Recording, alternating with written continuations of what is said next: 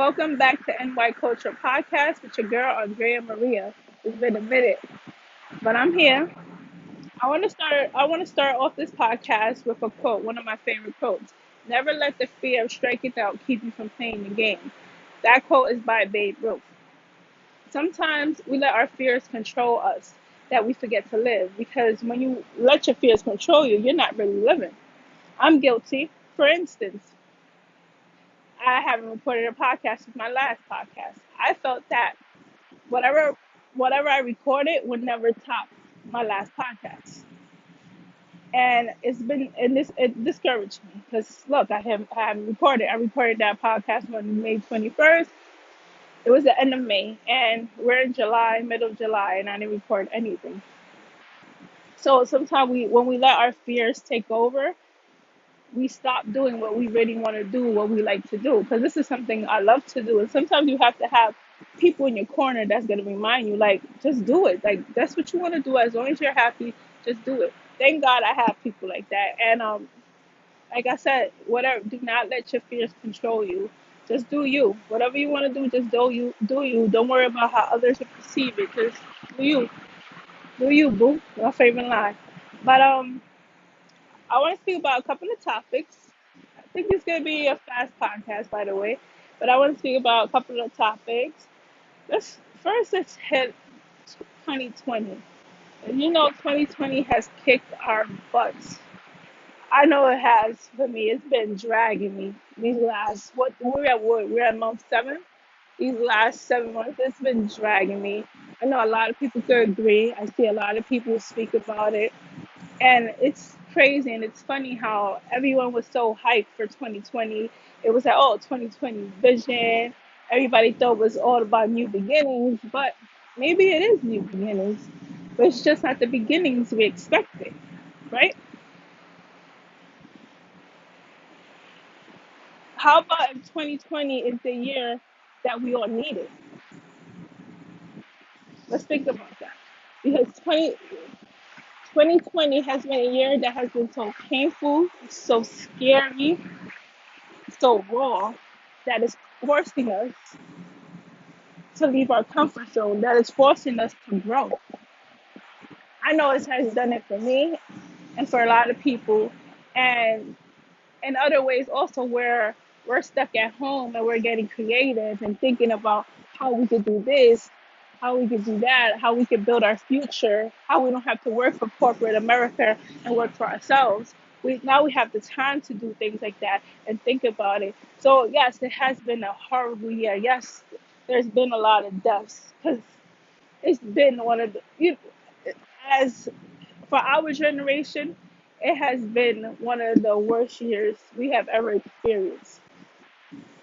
And but sometimes let's be optimistic and think about it a different way. Maybe this is what we needed. Maybe we needed that push to grow. Maybe this is God telling us it's time for y'all to grow and switch your actions. Never know. That's just my perspective that I've got. But like again, I struggle with 2020 every day. Struggle with the pain. I struggle with all of that. But sometimes you have to just think about the bright side of things, and think about the things you're able to do that you weren't able to do before. So let's switch topics a little bit. So the New York Yankees are gonna have Donald Trump throw out the first pitch on August 15th. Does that sound crazy to you or what? I don't know if the Yankees have lost their mind. I don't know what's going on. And I feel like the Yankees have contradicted themselves because on June 8th, they released a statement saying, Black Lives Matters, that the Yankees do not condemn any racism or anything in that matter. But you're going to have one of the biggest racist people in the world, the one who has us where we at right now, to be honest, throw the first pitch. Does that make any sense whatsoever? And I have a theory on it.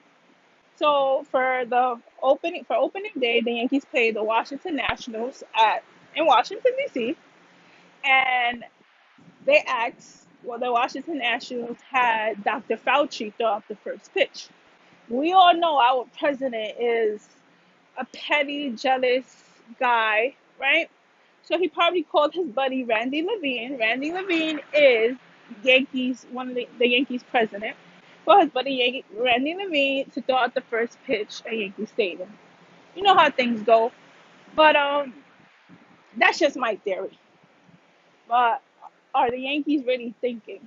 Did the Yankees forget that Yankee Stadium is in the middle of the Bronx? Did the Yankees forget that a lot of their fans are people of color? Did they forget that they have players that are of color? So it's like, I don't know. And I understand like we can't we can't blame the players. The players shouldn't get the heat that what the front office is doing. But we get something got to give, and I feel like because of this, the Yankees are gonna lose a lot of fans. And then you have across town in City in City Field, you had Governor Cuomo welcome the New York Mets, and you all know everyone loves Cuomo right now. So maybe we're gonna have a lot of switch. Maybe a lot of Yankee fans will become Mets fans after all of this. Who knows? But at the end of the day, I feel like the Yankees should think this one over for real, because it doesn't make sense. They contradict themselves. You having Black Lives Matter on the pitching mound. Your team is kneeling, but you're gonna have Donald Trump throw the first pitch. I'm confused. So when Donald Trump is there, are you gonna have the guys still kneel, or is that going to be out the window? Because you know he's not with it. Just like Rudy Giuliani tweeted something the other day saying that he was disgusted by the Yankees about the players not for taking the knee. But you're going to have Donald Trump come. They need to think this one out. I don't know if they didn't think it over. I'm gonna give them that one. They have a couple of weeks to fix it. It's supposed to be on August 15th. They got a couple of weeks to fix it and get it together. In other news, let's talk about Kanye West. Something in 2020. So a lot of people say, "Oh, you shouldn't like joke around because mental health is no joke." Okay, we all know that, but don't you find it funny when he's about to drop an album, things like this happen all the time? Like, right? There's always a rant. There's always something when he's about to drop some type of album. We all know Kanye, and I feel like Kanye be trolling us. Like we sitting there talking, wearing the great "Make America Great" hat. Like, please, when he was sitting there behind Donald Trump, come on, yeah. And then you know what gets me upset? Like, when I see people out here talking about Black Lives Matter, and you got to pay Yeezys on, like, whoa, who you with? I'm confused. Who you with? And like, I'm gonna tell you right now, I'm one of the biggest. I love this. I love sneakers. Andrea loves sneakers, and I say this. I repeat this all the time. I love sneakers. I get the hottest sneakers if I can. If I'm getting them, sneakers are dope. I'm not gonna lie, they're dope. But Andrea would not wear a pair of Yeezys. No, no way in hell. No way in hell. I cannot support a guy that's sitting there supporting Trump. There's no way. And now I feel like now people are seeing this, but I've been saying this for a couple of years. Now y'all want to see it because why? Because I feel like everything is a trend. Everything on people have to start a trend on social media so everyone to agree. But you know what? This is just Andrea's theory, right? So but keep this in mind. Yes, like I said, mental health is no joke, but is does Kanye really has mental health issues, or is he just playing us to get what he wants? He gets the attention. He's an attention whore. So let's be for real. And then I would also want to speak about this subject that it's kind of hard to speak on because you have to watch what you say certain ways because the way the world is, the way where we live at now. We have gone through a lot of police brutality with George Floyd, Breonna Taylor. There's been a lot going on. There's a lot of other people. We know there's a whole list. And we started making making a difference by doing the protests, things like that. But what I saw that got me a little uncomfortable was where I felt like social media was putting Hispanics, Latinos against black blacks. So it's like, how? And then again, I know everyone hasn't grown up like where I grew up in New York. New York City. I think a lot of people can relate. My last episode when I spoke with Fat Joe, he spoke about what I'm gonna say right now. Like we grew up like we're brothers, we're related. You got me? Like Spanish and black people, we're cool. You got me? We're the same thing. At the end of the day, when a racist person sees us, if there's a white racist person, white supremacy person, when they see us as the same. They don't see no different. Like, oh, this one is black, this one is white. No, they see the same thing. And people need to like realize that we stay here pinning ourselves together when we're supposed to unite and to make a difference. And I felt like social media got a lot to do with that. And I was kind of upset with it.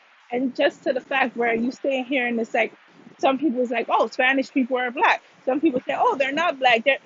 Or not, you got this. It's like, some people's like, oh yeah, Puerto Ricans and Dominicans are black, but they don't claim it. But then you got another person say, oh, they're not really black, they're Spanish. It's like, okay, you want Spanish people to claim they're black, or you don't want them to claim they're black? I'm confused. And this is this is me. Like I'm a person, I know my history when it comes to my culture. But it's something I've always been into since I was a kid. A lot of people don't have that knowledge. You can't knock them. But when you sit here and everybody expects a Puerto Rican to look like J Lo, it's like how? When one of the most famous people from Puerto Rico is Roberto Clemente. That's the pride of Puerto Rico, and he's a dark man. Like, and if you don't think Puerto Ricans have African in them, if they're not black, where did Roberto Clemente come from? You know what I'm trying to say? So this is what I'm saying. Like when I don't know how people are so in denial, and I feel like when people are in denial, it's because they don't have the knowledge, they don't have the education, they never did their research. So sometimes you can't knock them because they don't know no better. But like I say, even with people from the outside, when they be like, "Oh, you don't look Puerto Rican," oh, like they say, the meme says, "Well, I'm supposed to look like a pot if I'm supposed to come out do this."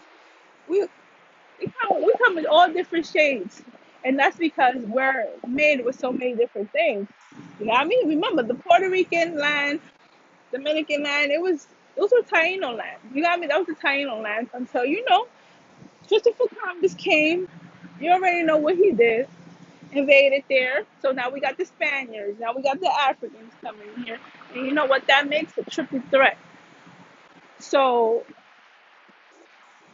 I just, it's just confusing. So yeah. And then I understand when people be like, oh, but I'm Puerto Rican, but I know I have black in me. I completely agree. I completely agree. Because sometimes it's like, you feel that they taking your culture and when they be like, "Oh, you're black," but it's not. You're denying that you're not black because we all know what a Puerto Rican is made of: an African, a Spaniard, and a Taino. We all know we got that mix, but they feel like, "Yo, you taking my culture when you saying that," and it's not. And I'm not saying I'm not black. I'm just saying that I'm Puerto Rican. This is my culture. Yeah, I do. I am black, but I have two other things with me. But yeah, I feel like I keep going and going on and talking about the same old thing. But this is something, that it got under my skin when I saw Hispanics and black people being put up against each other when we're supposed to unite. I know not everybody was doing it, but I saw some things and it wasn't sitting well with me. Wasn't sitting well with me and like I said, I'm a New Yorker. I'm from New York, and over here we're different. We were raised different than suburbia, or another place where people will probably do have to deal with racism in that level. But me personally, we all see the same over here on this side of town. But with that being said, I think it's a wrap. And I tried something new this time, a video podcast just by myself. This is my first time doing it. And let me know what y'all think. Let me know what you guys think about it. And thank you for watching. Don't forget, never let the fear striking out keep you from playing the game. Because look, I'm right here. And that's what I'm doing. And over and out.